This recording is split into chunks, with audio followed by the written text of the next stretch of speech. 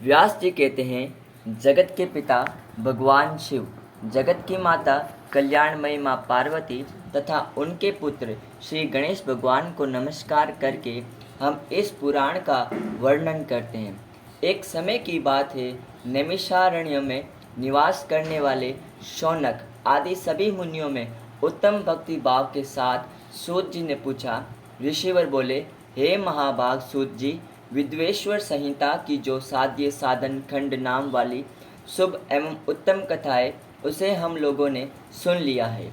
उसका आदि भाग बहुत ही रमणीय है तथा वह शिव भक्तों पर भगवान शिव का वात्सल्य स्नेह प्रकट करने वाली है।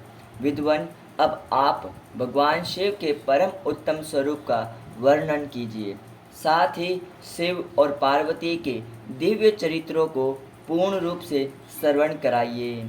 हम पूछते हैं, निर्गुण महेश्वर लोक में सगुण रूप कैसे धारण करते हैं? हम सब लोग विचार करने पर भी शिव के तत्वों को नहीं समझ पाते। सृष्टि के पहले भगवान शिव किस प्रकार अपने स्वरूप में स्थित होते हैं, फिर सृष्टि के मध्य काल में भगवान किस तरह क्रीड़ा करते हुए सम्यक व्यवहार व बर्ताव करते हैं, और सृष्टि कल्प का अंत होने पर वे महेश्वर किस रूप में स्थित रहते हैं, बताइए। लोक कल्याणकारी शंकर कैसे प्रसन्न होते हैं? प्रसन्न हुए महेश्वर अपने भक्तों तथा दूसरों को कौन सा उत्तम फल प्राप्त कराते हैं, ये सब हमसे कहिए। हमने सुना है कि भगवान शिव शीघ्र ही प्रसन्न हो जाते हैं। वो महान दयालु है, इसलिए अपने भक्तों का कष्ट नहीं देख सकते। ब्रह्मा, विष्णु और महेश, ये तीन देवता शिव के अंग से ही उत्पन्न हुए हैं। उनके प्रकाट्य की कथा, उनके विशेष चरित्रों का वर्णन कीजिए। हे महाप्रभु, आप उमा के आविर्भाव और विवाह की हमें कथा बताइए। विशेषतः उनके गृहस्थ धर्म का और अन्य लीलाओं का भी वर्णन कीजिए। निष्पाप सूत जी, हमारे प्रश्न के उत्तर में आपको ये सब तथा दूसरी बातें भी अवश्य कहनी चाहिए।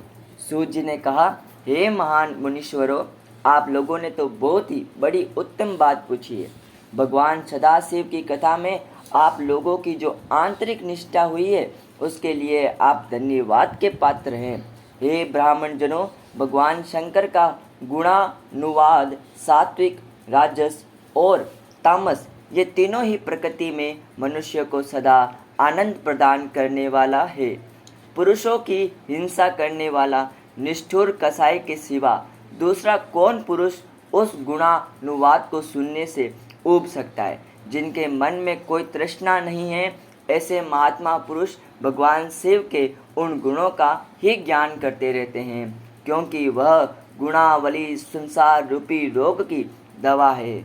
मन तथा कानों में प्रिय लगने वाली और संपूर्ण मनोरथों को देने वाली, हे ब्राह्मणों, आप लोगों के प्रश्न के अनुसार मैं अपनी यथा बुद्धि में प्रयत्न पूर्वक कर शिव की लीलाओं का वर्णन करता हूँ। कृपया आप आदर पूर्वक के सुनिए।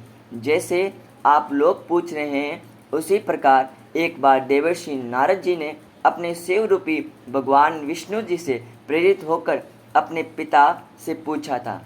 अपने पुत्र नारद का प्रश्न सुनकर शिव भक्त श्री ब्रह्मा जी का चित्त अत्यंत प्रसन्न हो गया और वे उन मुनि शिरोमणि को हर्ष प्रदान करते हुए प्रेम पूर्वक भगवान शिव के यश का ज्ञान करने लगे।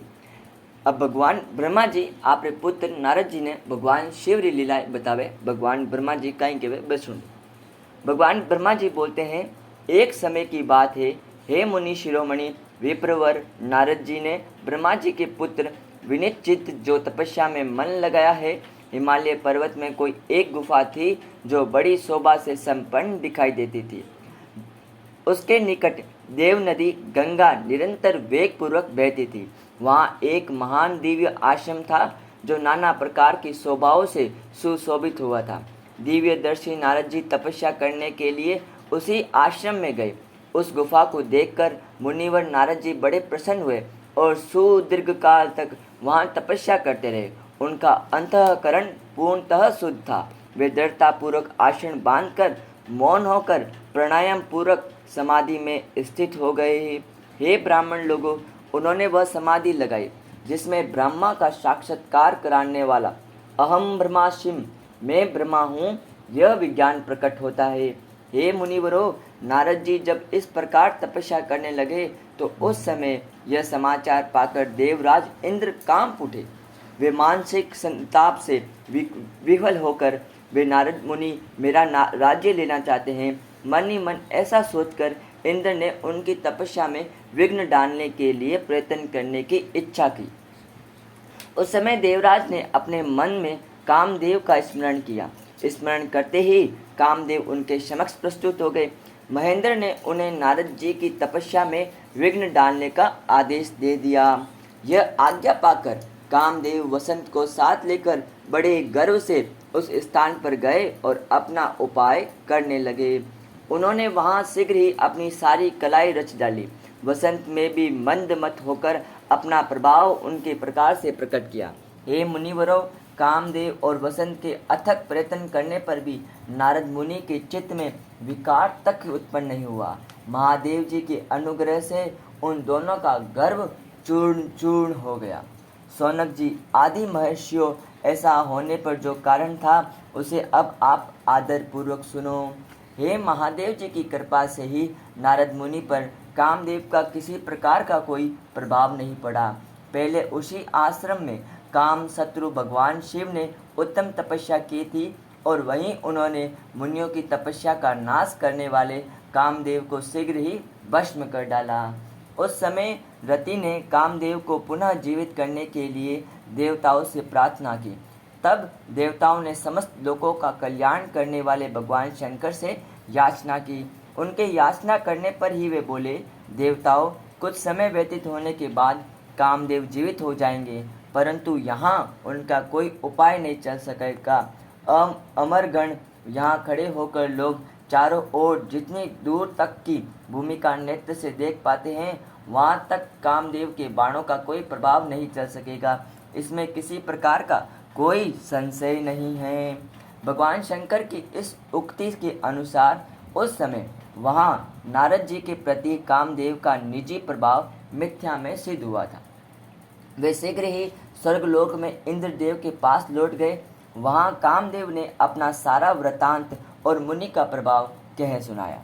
तत्पश्चात इंद्र की आज्ञा से वे वसंत के साथ अपने स्थान को पुनः लौट गए। उस समय देवराज इंद्र को बड़ा विस्मय हुआ। उन्होंने नारद जी की बुरी बुरी प्रशंसा की, परंतु शिव की माया से मोहित होने के कारण वे उस पूर्व वृत्तांत को स्मरण न कर सके। वास्तव में इस संसार के भीतर सभी प्राणियों के लिए शंभु की माया के जानना अत्यंत कठिन है। जिसने भगवान शिव के चरणों में अपने आप को समर्पित कर दिया है, उस भक्तों को छोड़कर से सारा जगत उनकी माया से मोहित हो जाता है। नारद जी भी भगवान शंकर की कृपा से वहाँ चिरकाल तक तपस्या में लगे रहे। जब उन्होंने अपनी तपस्या को पूर्ण हुई समझा, तब वे मुनि उससे विरत हो गए। कामदेव पर मेरी विजय हुई ऐसा मानकर उन मुनीश्वर नारद के मन में वैट का ही गर्व पैदा हो गया। भगवान शिव की माया से मोहित होने के कारण उन्होंने यथार्थ बात का ज्ञान नहीं रहा। वे यह नहीं समझ सके कि कामदेव के पराजित होने के पीछे भगवान शंकर का ही प्रभाव है। उस माया से अत्यंत मोहित हुए मुनि शिरोमणि श्री नारद जी अपना काम पर विजय संबंधी वृतांत बताने के लिए तुरंत ही कैलाश पर्वत पर गए। उस समय वे विजय के मद से उन्मत्त हो रहे थे। वहाँ रुद्रदेव को नमस्कार करके गर्व से भरे हुए मुनि ने अपने आप को महात्मा मानकर तथा अपने ही प्रभाव से कामदेव पर अपनी विजय को हुई समझकर अपना सारा वृतांत कह सुनाया। वह सब सुनकर भक्त वत्सल भगवान शंकर ने नारद जी से, जो अपनी शिव की ही माया से मोहित होने के कारण काम विजय के यथार्थ का कारण भी नहीं जान पा रहे थे, अपने विवेक को भी खो बैठे थे और उनसे कहा। रुद्र बोले, हे तात नारद, तुम बड़े विद्वान हो, धन्यवाद के पात्र हो, तुरंत परंतु मेरी यह बात ध्यान देकर सुनो। अब से फिर कहीं ऐसी बात कहीं नहीं करना। विशेषतः भगवान विष्णु के सामने इसकी चर्चा कदापि न करना। तुमने मुझसे अपना जो वृतांत बताया है उसे पूछने पर भी दूसरों के सामने मत कहना। यह सिद्धि संबंधी वृतांत सर्वथा गुप्त रखने योग्य है, इसे कभी किसी पर प्रकट नहीं करना चाहिए। तुम मुझे विशेष प्रिय हो, इसलिए अधिक जोर देकर मैं तुम्हें यह शिक्षा देता हूँ और इसे न कहने की भी आज्ञा देता हूँ, क्योंकि तुम भगवान विष्णु के भक्त हो और अपने भक्त होते हुए भी मेरे अत्यंत अनुगामी हो। इस प्रकार बहुत कुछ कहकर संसार की सृष्टि करने वाले भगवान रुद्र ने नारद जी को शिक्षा दी। अपने वृतांत को गुप्त रखने के लिए उन्होंने समझाया, परंतु वे तो शिव की माया से मोहित थे, इसलिए उन्होंने उनकी यह दी गई शिक्षा को भी अपने हित कर नहीं माना और तदंतर मुनि शिरोमणि श्री नारद जी ब्रह्मलोक में गए। वहाँ अपने पिता ब्रह्मा जी को नमस्कार करने के बाद उन्होंने कहा, हे पिताजी, मैंने अपने तपोबल से कामदेव को जीत लिया है।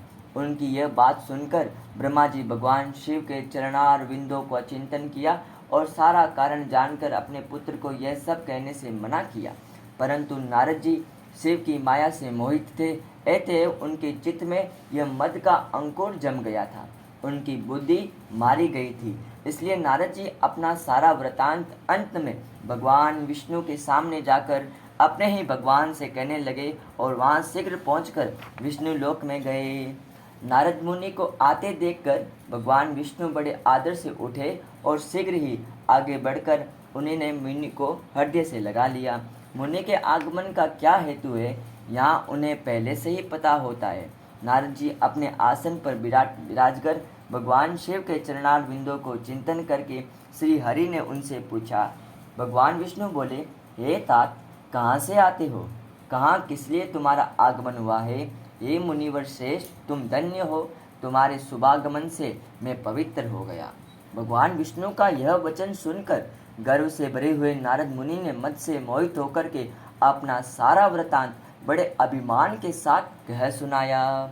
नारद मुनि का वह अहंकार युक्त वचन सुनकर मन ही मन भगवान विष्णु ने उनकी काम विजय के यथार्थ कारण को पूर्ण रूप से जान लिया। तत्पश्चात श्री विष्णु बोले, हे मुनि श्रेष्ठ, तुम धन्य हो, तपस्या के तो भंडार ही हो, तुम्हारा हृदय भी बड़ा उदार है। हे मुनिवर, जिनके भीतर भक्ति, ज्ञान और वैराग्य नहीं होता, उसी के मन में समस्त दुखों को देने वाला काम, मोह आदि विकार शीघ्र ही उत्पन्न होता है। तुम तो नैष्ठिक ब्रह्मचारी हो और सदा ज्ञान वैराग्य से युक्त रहते हो, फिर भी तुम में काम विकार कैसे आ सकता है? तुम तो जन्म से ही निर्विकार और शुद्ध बुद्धि वाले हो।